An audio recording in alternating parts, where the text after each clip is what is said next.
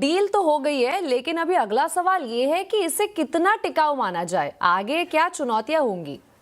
बिल्कुल, ये सबसे बड़ा सवाल यही है, क्योंकि डील जिस तरीके से हुई है उसमें अभी भी कई सारे बिंदु ऐसे हैं जिस पे सहमति पूरी तरह से बनती हुई दिख नहीं रही। सबसे बड़ी बात इजरायल के जो होम सेक्रेटरी मिनिस्टर हैं उन्होंने साफ तौर से एक्स पोस्ट पे लिखा है कि इस डील को मानने के लिए हम बाध्य नहीं हैं, और इजरायल जो है एक सोवरेन कंट्री है, तो हम अपने हिसाब से चलेंगे। हालांकि उनके पूरे एक्स पोस्ट को मैंने देखा तो कुछ हद तक उनका व्यक्तिगत बयान लग रहा था। इजरायल की तरफ से कोई ऐसा ठोस बयान अभी नहीं आया है, लेकिन ये कंसर्न होगा इजरायल कितना सहमत होता है। दूसरी चीज जो सबसे बड़ा विरोध या फिर कहें अड़चन थी वो था न्यूक्लियर पावर का क्या होगा, जो एनरिच यूरेनियम है उसका क्या होगा, क्या ईरान न्यूक्लियर हथियार नहीं बनाएगा, उसको लेके अभी क्लैरिटी निकल कर सामने नहीं आई है। अगले 60 दिन तक देखा जाए कि इस पर कैसे सहमति बनती हुई दिख रही है। 60 दिन का जो नेगोशिएशन पीरियड रखा गया है।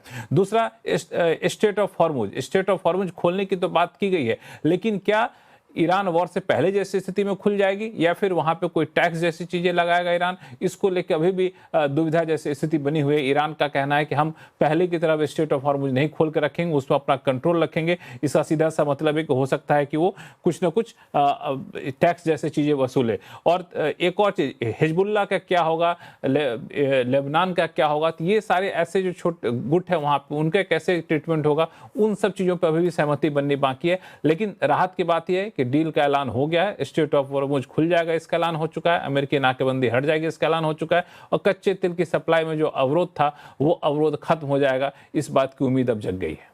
बिल्कुल लक्ष्मण जी, यानी कि कई चुनौतियां हैं अभी भी, लेकिन आपका बहुत बहुत शुक्रिया इस पूरी जानकारी के लिए। ईरान यूएस में डील का ऐलान तो हो गया है, लेकिन इजराइल अलग राग अलाप रहा है। न्यूक्लियर प्रोग्राम पर स्पष्टता नहीं है और डील को लेकर विश्वास की कमी है। तो ऐसे में कितनी टिकाऊ होगी ट्रंप और खामेनेई की डील? आवाज अड्डा में आज हम इसी पर चर्चा कर रहे हैं। जरूर जुड़िए शाम 7:57 पर।